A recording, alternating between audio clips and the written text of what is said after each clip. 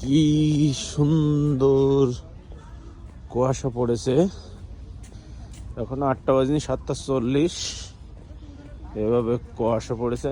Morning ওয়ার্কে এসলাম। Morning ওয়ার্কে সকাল সকালে তো কুয়াশা। শুভ সকালে সুন্দর কুয়াশা পড়েছে।